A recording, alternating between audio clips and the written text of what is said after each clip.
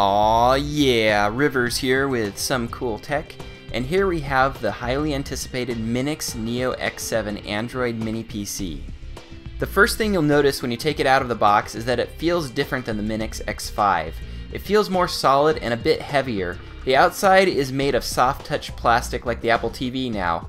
The build quality just feels very good. Inside it's got the latest Rockchip 3188 quad-core CPU, Mali 400 quad-core GPU, 2 gigs of DDR3 DRAM, 16 gigs of NAND flash memory, external Wi-Fi antenna with 802.11 BG&N dual-band Wi-Fi, Android Jelly Bean 4.2.2, and Bluetooth 4.0. It's got a very nice selection of ports too. Over here on the back you can see it has an Ethernet port, 2 full-size USB ports, optical audio out, HDMI port, and your recovery mode button.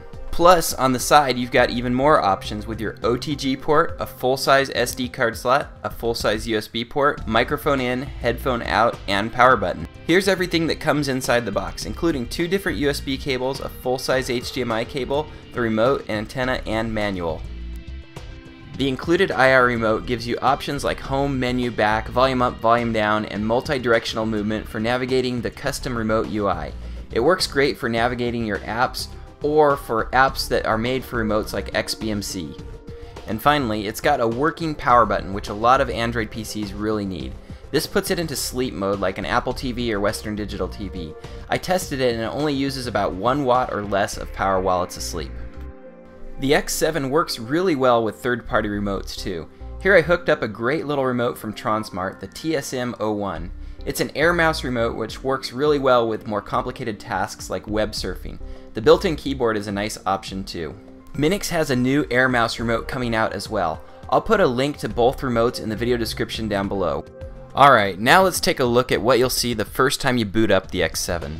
So this is the stock launcher. It's basically just Android 4.2.2 Jelly Bean. We'll take a look at some of the settings and options and then we'll do a couple benchmarks. So the first thing that I noticed is under Wi-Fi I see a lot more of my neighbor's Wi-Fi networks than I ever have before. Next up we've got Bluetooth 4.0 which works well, I've tried it out, and we've got the Ethernet on and off switch for the port on the back. Another cool thing is the portable hotspot feature that doesn't work on most Android mini PCs works on Minix devices. So the way it works is you turn off the Wi-Fi, hook an Ethernet cable to your X7, and your X7 is now a portable Wi-Fi hotspot. I tested this and the range and speed were really both pretty good. So you could use this as a router as well, although I prefer it as a media player. Next up, under display, you have an option to select your default launcher. I know there's several ways to switch your default launcher, but this will be great for people new to Android who get frustrated when they lock in the wrong launcher. Next up, the display resolution is outputting at 1080p. This is currently running on a 720p kernel, which still looks awesome. There's also a 1080p kernel available, but it's older, so I wanted to have the latest firmware for the review.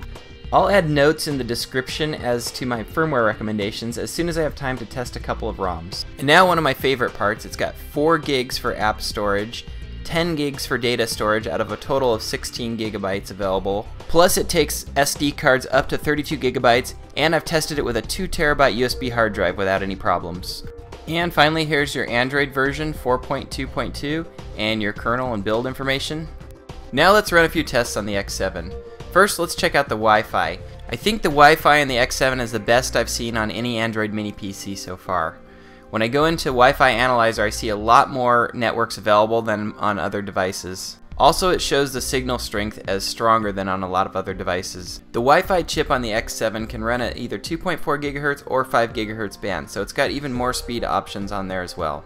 Now let's check out some more information with CPU-Z. So here you can see it's an ARM Cortex A9 architecture. It's got 4 cores, and right now they're running at 1.4 GHz. It can go all the way up to 1.6 GHz. And over here you've got a little bit more system information. So you've got Android 4.2, 2 gigs of DRAM, Rockchip CPU. Next up I ran Antutu Benchmark, which basically benchmarks the whole system. So it checks the CPU, the DRAM, the NAND, the GPU, everything. And we got a good solid score of 15,820. And finally I ran LinPack, which just does a quick CPU benchmark so you can compare it to other Android mini PCs, and it got a solid score of 125. I went ahead and installed some more resource intensive apps like Next Launcher 3D and this live wallpaper called Space Colony, but nothing really seemed to slow it down. The X7 held up very well, and even while running all this, still only uses 3 to 4 watts of power according to my watt meter. It stays very cool to the touch too, so hopefully that will help when I install a ROM with a 1080p kernel later. Another great thing about this device is that webcams are working pretty well on here. Most 4.22 devices don't have webcam support right now. I know of at least 5 Logitech devices that work on the X7, including the 920, which is a 1080p cam, and the 310, which is a great value cam. Here I'm running my old Logitech Quick Cam, which doesn't have that great of photo quality, but just to show that it does work. I'll put links to the webcams that I know work in the description down below. Next, I tested out Skype using my iPad and my wife in the other room. It worked, but the audio was a little buggy, probably because I'm using a non-supported Logitech Quick Cam. Stick to the supported cams and Skype should work for you. Also, I've read that support for my camera, the Logitech C525, should be coming to custom ROMs for the X7. Next, I wanted to try some gaming, so I plugged in my generic PS3 controller, went to settings and enabled it in language and input, and then configured the buttons in Shadowgun. I also tried my Xbox 360 controller, but it wouldn't work for me. Both controllers are corded USB controllers, but Bluetooth controllers should work if you use a third-party app like 6-Axis Controller. And finally, I've saved the best for last. Video on the Minix X7 is really good. It's liquid smooth, playing 1080p MKVs is no problem. Even home video shot in MTS format is pretty smooth on the X7. Here's a clip I shot on my Sony PJ710 camcorder, and it's just me walking down a path in the Sawtooths, but if you look in the properties, this clip is 1080p 60 frames a second. This clip really slows down a lot of other Android mini PCs, but the Minix X7 handled it pretty well, still maybe slightly slow. Home video footage is the hardest for any of these to play. MX Player and the Arcos video software both work great for playing HD videos. I actually prefer the Arcos video software just because the playback is so smooth on here and you can skip up through your movies pretty easily as well. Now, I've tested this on lots of different 1080p MKV movies and they seem to play really nice and smooth. I can't show that on YouTube here, so here's some footage I shot at the aquarium that you can kind of get an idea of how it looks. The only downside I found during my review is XBMC is still not fully hardware accelerated. You can make it work with the MX Player version of XBMC, but it's not quite there yet. And that's not Minix's fault, that's XBMC needs to get the hardware acceleration going.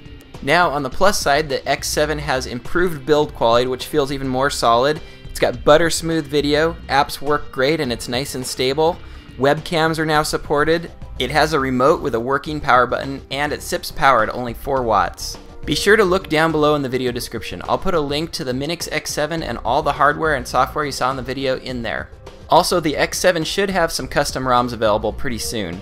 As soon as they come out, I'll put a link in the video description to where you can get them. I'll make another video showing some custom ROMs running on the X7 as soon as I get some more time. If you like this video and you want to see more like it, hit that subscribe button and you'll see my videos as soon as they come out. And don't forget to give this video a like, it'll really help me out a ton. Thanks for watching, and as always, aloha.